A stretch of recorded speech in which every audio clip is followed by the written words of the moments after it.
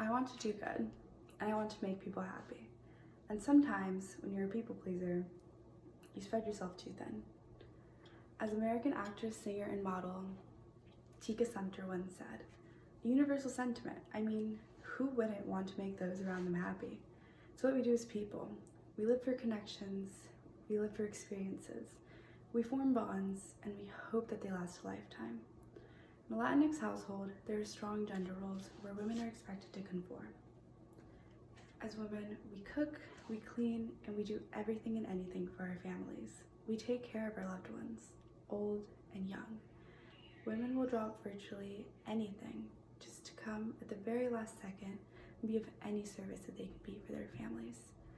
As a result, I have learned to conform to everyone else, ultimately shaping my personality around it, eventually even having an identity crisis. Each color has a different wavelength, red being the shortest and purple being the longest. Colors are visible because they absorb different aspects of the light spectrum, absorbing everything that they can and reflecting back what remains. Every color that you see with the human eye is merely a reflection. It is all surface level, and depending on what light you see me in, I can be any color you wish for me to be. Red, orange, purple, green, blue, indigo, you name it. I am everything, yet I am nothing. I am a distinct individual with goals and aspirations, who yet feels a compulsive need to bring laughter and smiles to those around me. I can build myself up, becoming a different individual every time, dynamic and fluid, only to continuously bury myself down, further down beneath the surface, with every transition and every character change. As Dalai Lama once said, we make ourselves happy, and that is the purpose in our lives.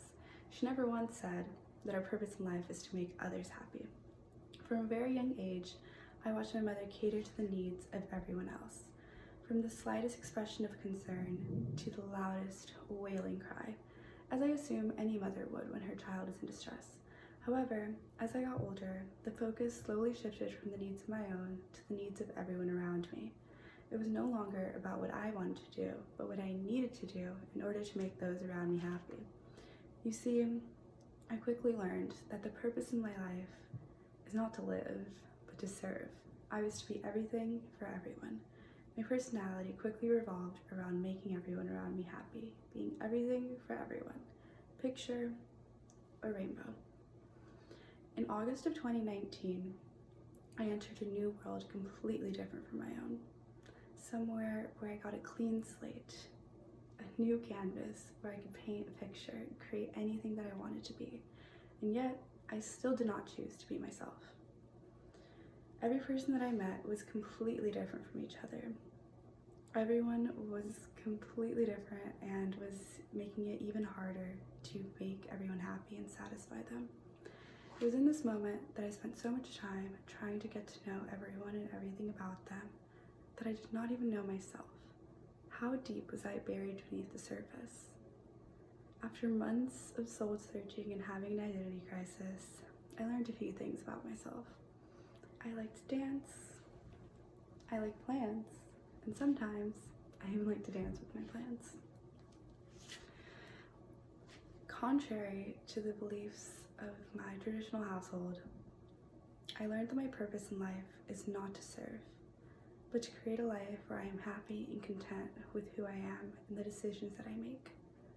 I'm an autonomous being, and I do not need to change who I am in order to be happy with myself or to make anyone else happy. After years of putting on a persona, I've finally been able to feel comfortable with myself. Socrates once said, "Define yourself, think for yourself." It was never necessarily about finding myself, but about allowing my real thoughts to come to the surface. It was about allowing the person that had been buried beneath to finally come and get some fresh air, to allow the rays of sunshine to hit my skin. It was about learning that my thoughts and my ideas carry weight, and they deserve to be heard.